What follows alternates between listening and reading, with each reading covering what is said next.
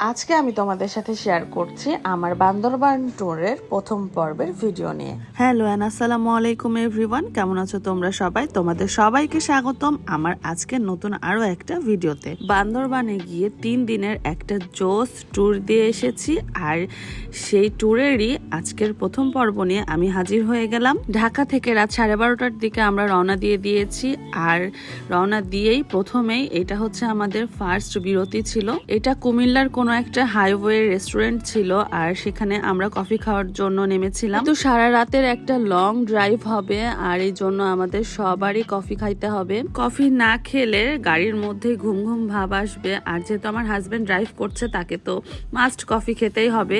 তো এই তো আমাদের কফি চলে এসেছে, আর এখানে সবাই মিলে আমরা কফি খেয়ে নিচ্ছিলাম। বাসা থেকে আমরা সবাই ডিনার করেই বের হয়েছিলাম, তাই এখানে কফি ছাড়া আর অন্য কোনো কিছু অর্ডার করা হয়নি। এখন কিন্তু বাজে রাত প্রায় 3টা, আর এই সময় আমাদের সবারই ঘুম ঘুম একটা অবস্থা। তো কফি খেয়ে কিছুটা এনার্জি নিয়ে এখন আমরা আবার আমাদের যাত্রা শুরু করে দিব।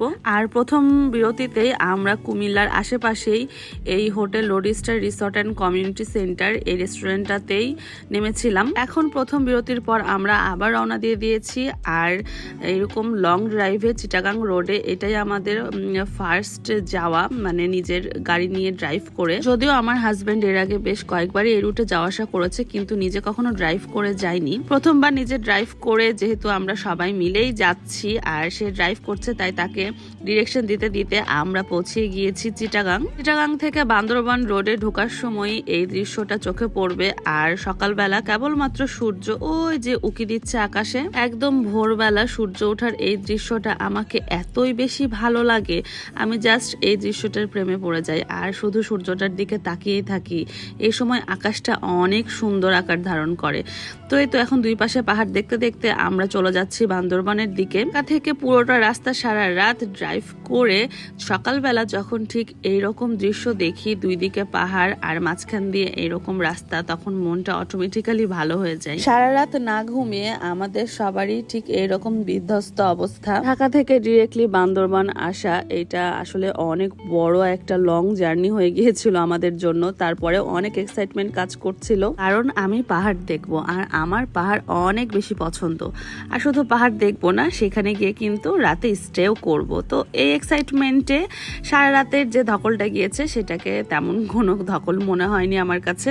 সূর্য, রোদ, মেঘ, রাস্তাঘাটের প্রাকৃতিক দৃশ্য এগুলো দেখতে দেখতেই আমরা পৌঁছে গিয়েছি বান্দরবানের রুটের দিকে। রাতে রওনা দেওয়ার কারণে আমরা চিটাগাং হাইওয়ে রোডে তেমন কোনো জ্যাম পাইনি, কিন্তু অনেক বেশি কার্গো ছিল, আর চিটাগাং রোডে কার্গো চলবে এটাই স্বাভাবিক। তো আলহামদুলিল্লাহ প্রায় 7 থেকে 8 ঘন্টা জার্নি করার পর আমরা চলে এসেছি বান্দরবানে, আর এটা হচ্ছে বান্দরবানের মেইন শহর। বান্দরবান শহরে আমরা ব্রেকফাস্ট করে এখন উঠে যাচ্ছি পাহাড়ের দিকে। আমরা আজকে যাচ্ছি সাইরু রিসর্টে, আর সাইরু রিসর্ট একদম পাহাড়ের উপরে, আর সেখানে যেতে হলে ঠিক এইরকম আঁকাবাঁকা সাপের মতো রাস্তা দিয়ে পাহাড়ের উপর উঠে তারপর আমাদেরকে রিসর্টে যেতে হবে। বিসমিল্লাহ বলে আমরা পাহাড়ের যাত্রা শুরু করে দিয়েছি, আর পাহাড়ে এইভাবে গাড়ি নিয়ে ওঠা এটাও কিন্তু আমাদের কাছে প্রথম একটা এক্সপেরিয়েন্স। পাহাড়ে ওঠার আগে প্রথম চেকপোস্ট ছিল এইখানে, আর এইখানে প্রথম নেমেই যে দৃশ্যটা দেখা যায় সেটা একেবারেই অতুলনীয় একটা দৃশ্য ছিল। মানে আলহামদুলিল্লাহ এখান থেকে পুরো সাঙ্গু নদী দিয়ে পাহাড়টা খুব সুন্দরভাবে দেখা যাচ্ছিল, আর প্রত্যেকটা গাড়ি এখানে থামিয়ে খুব ভালোভাবে চেক করে তারপর তারা পাহাড়ে উঠতে দেয়। প্রত্যেকটা পাহাড়ি এলাকাতে যেতে হলে আর্মি চেকিং কমপ্লিট করে তারপরেই পাহাড়ে যেতে হয়, আর আমরা ঠিক এইভাবে 3বার চেকিং করে তারপর পাহাড়ে উঠেছি। প্রথমবার যারা বান্দরবান আসবে তাদের কাছে এখানকার ভিউ সব থেকে বেশি বেস্ট মনে হবে।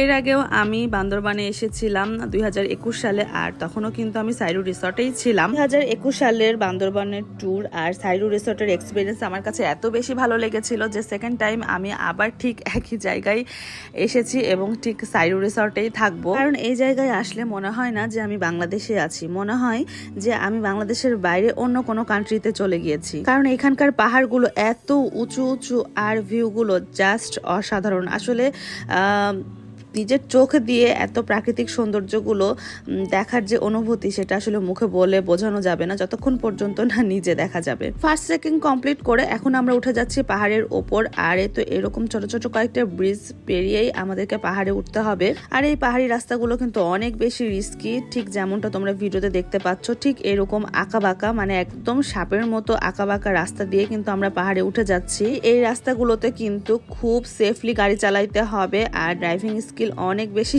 ভালো থাকলে তবেই এই পাহাড়ি রাস্তায় কিন্তু গাড়ি নিয়ে আসা যাবে, কারণ এটা একদমই ওয়ান ওয়ে রুট আর খুবই চিকন রাস্তা। তো আলহামদুলিল্লাহ আল্লাহর অশেষ রহমতে অনেক বড় জার্নি করে আমরা পৌঁছে গিয়েছি সাইরু রিসর্টে। সাইরু রিসর্টে চেক ইন ছিল আমাদের দুপুর 2টার দিকে, কিন্তু আমরা 10টার দিকে এখানে পৌঁছে গিয়েছি।